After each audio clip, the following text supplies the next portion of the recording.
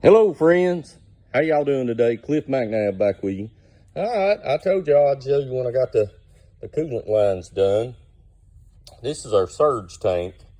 Now I run a soft line off of it, and then I hard lined it down to the bottom and used the number 6-6 JIC in the bottom of that. Now I could not do what I wanted to do earlier because my bender wouldn't make a quick enough bend. So I did have to get a 90 and a 45. I still had to make a pipe, but my bender just wouldn't make that quick of a turn for me. If y'all have ever bent much angles and pipes, you know what I'm saying. Now the bottom one, you know, I made a J out of.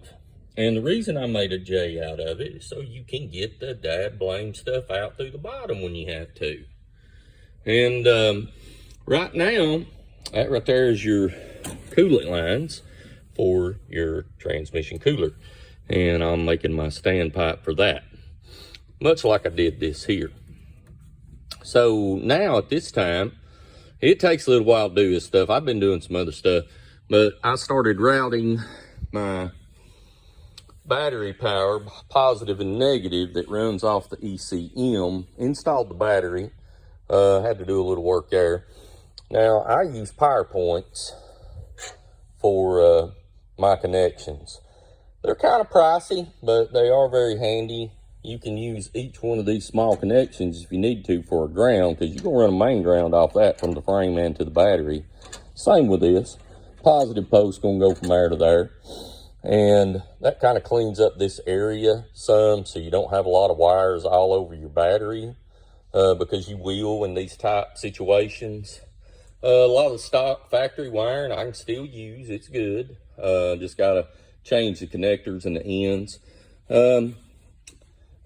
Ordered my flange connections for my AC lines, and so we can put the factory AC and stuff back on it. Now that's a different compressor, so I had to get different line ends, and I'll crimp them here at the shop once I got how I want them, or got the length I want.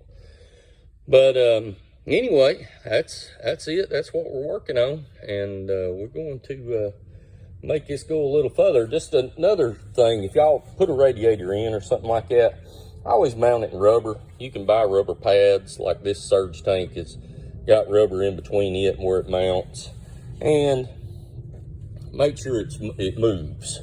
It's got to have a little bit of movement to it, and that right there is for tweaking and such as that when you're off-road or on-road or whatever position you get in.